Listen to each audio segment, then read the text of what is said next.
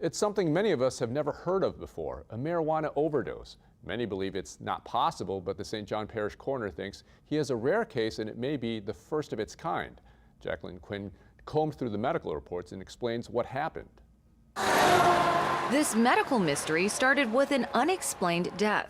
A 39-year-old woman found dead in LaPlace back in February. Well, yeah, I knew this was very unusual because I was expecting maybe elevated levels of alcohol or maybe some other drug. From the start, the St. John the Baptist Parish coroner knew this case would be hard to solve. My office went to the scene, found an individual deceased, laying on a sofa. Dr. Christy Montegut says investigators couldn't find any clues around the woman's home, so they ordered an autopsy. Lungs look to be healthy, as far as you know.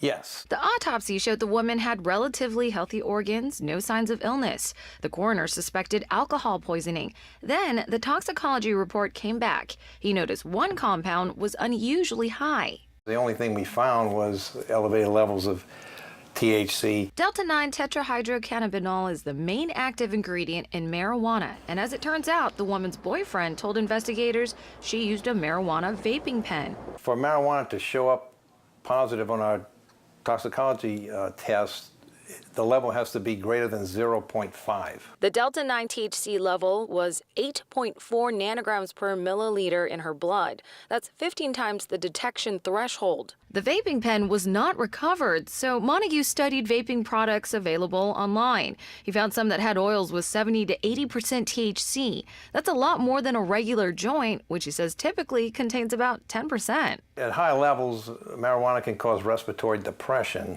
I got a copy of the police report, and one thing stuck out. The woman's boyfriend said 3 weeks before she died, she went to the ER with a chest infection. She was sent home with over-the-counter medication. And one more thing, her son was home that day with the flu. Most people think you can't die from marijuana. The National Institute of Health says there have been no direct deaths from marijuana overdose, which would make this the first THC overdose in history. I called numerous doctors. Many said they had never heard of it. Finally, I found an ER doctor in Colorado where recreational marijuana is legal. My first reaction is, okay, it's a possibility. There are still other factors that could be involved. Dr. Noah Kaufman tells us the way the drug enters the body's system, it's not supposed to affect breathing. It's more of a psychoactive drug. However, it can cause extreme anxiety. It can cause heart palpitations and an increase in your heart rate. And Dr. Kaufman says it's possible there were other compounds that weren't detected on the toxicology test, or the victim's body handles THC differently from other people. THC is becoming so powerful these days because we're taking these strains and making them more powerful that we're kind of playing with fire a little bit. And there may be more and more people who start to have some kind of an adverse reaction. After reviewing the autopsy and toxicology report, Dr. Kaufman is skeptical. Everything looked above the board, and the only thing they found was the THC in the blood, and so they made an association.